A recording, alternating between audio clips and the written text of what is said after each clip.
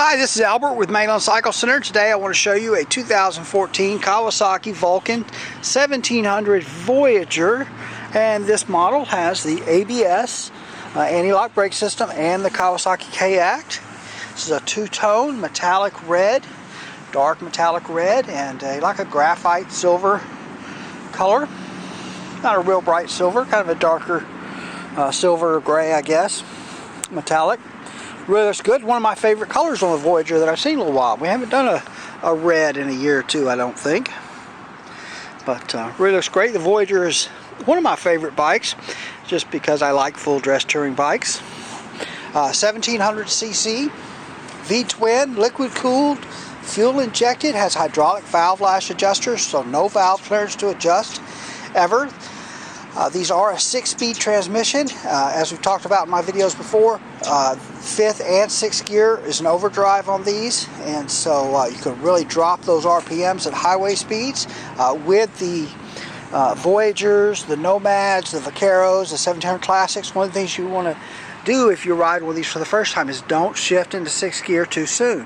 If you're in 6th gear at 55 or 60 miles an hour, the bike is really not going to ride very good because you're in too high a gear. You need to downshift, and the motor will have a better feel to it, just because you don't have any power because of that kind of double overdrive that it has. But so don't shift into 6th gear too soon when you ride one of these. Wait till at least 65 miles an hour, maybe even 70 before you go to 6th gear, and you can cruise along at 80 miles an hour. Really RPM's nice and low, and the bike has a really great feel to it. But everybody that rides one of these, they don't like it. Usually it's because they're shifting into 6th gear too soon. Of course, big bags, nice big trunk. You've got these LED lights. This is tail and brake light here on the trunk. I'm sorry, this bike's not serviced, so I won't be able to turn those on. You'll also have the big LED tail light there on the back. Nice large trunk. This will hold, mostly it should hold 2 helmets, 2 full face helmets. Very rarely have I seen 2 helmets that wouldn't fit in there. Most all of them will. And of course, this is lockable. There, I've got them unlocked here for the video. Of course, your saddlebags, nice good sized saddlebags, and these are easily removable. 3 bolts will remove the saddlebags on these. Not that you're going to remove them to ride without them, but for maintenance and cleaning, they come on and off very easily. While we've got this open, we'll take a look at the rear shock. These do have an air adjustment. You can put air in them to stiffen and soften those shocks. It has basically an air spring. And then you can also adjust the dampening. There's a little wheel under here. I don't think I can get the camera in there to show you that wheel necessarily, but it's under there. Maybe you can see that right there. But a little wheel there to adjust the rebound dampening on these. You've got these little lower leg fairings that you can open and close to get air during warm weather, or close them during cool weather. And one of the things that Kawasaki has focused on with all their motorcycles, and even with the 1700s in the last few years, has been heat management, managing the amount of heat that the rider gets. And so we have a couple of things that have been done on these bikes. If you look, especially when you compare this to one of the early 09 1700 Nomads, Voyagers, the Voyagers, I guess we should say. But like this panel has got this is mostly filled in around here. So this air that's coming through the radiator is being forced down under the bike, as opposed to around here, because to the where it can get on the rider. And then the other thing that you'll see, of course, the new radiator. The radiator's been changed since the early ones. Just part of that management they did. The other thing they did is added this little deal here. So this is a port, and it goes around here to the other side.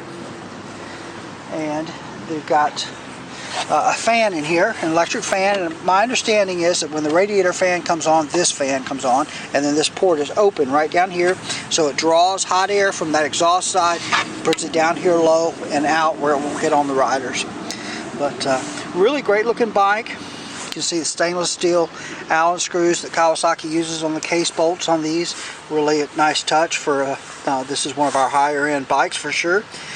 Heel toe shifter is really nice with the floorboards. Of course, you've got passenger floorboards there. Kawasaki's paint is really nice. No orange peel. Very smooth on the paint. Of course, I love this color. I think I mentioned that, but I do like this color quite a bit. Got your ignition switch here. One of the things with the 1700s you can do is when you turn this on, you can pull that key out. You do not need to leave the key in the ignition when it's in the on position. That'll keep your keys on your key ring or your keychain from scratching up the dash. Just turn it on, take the key out, put it in your pocket. When you get ready to turn it off, just reach up there, turn it off. You do not need your key turned off, and you'll just need your key when you get ready to turn it on again.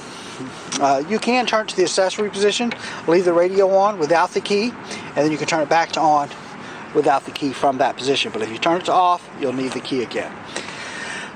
Instrumentation is quite good. Fuel gauge, speedometer, tachometer, temperature gauge. You've got your audio, so your AM, FM radio with auxiliary input.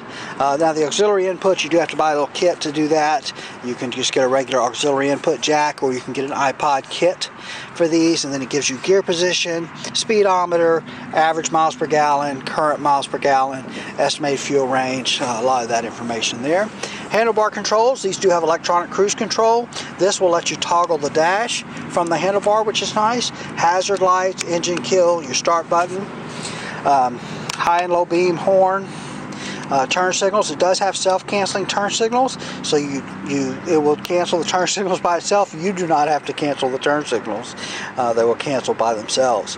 Volume control, tune, you can scroll through your presets, you can change your input, all right here. This bottom one is if you add the CD option, got some squelch and push to talk and that kind of thing. But those are not going to work unless you add the CB option there. This is the switch for the driving lights, and so while we're on the subject of the driving lights, this bike does come with the driving lights, and those are standard on them. Now, I think I mentioned earlier this bike does have the ABS, the interlock brake system. It also has the Kawasaki K-Act. So K-Act is an active braking system. If you apply either one of the brakes, the front hand brake or the rear foot brake, you're going to apply braking power to both the discs. All three discs, and it does that on a speed sensitive basis.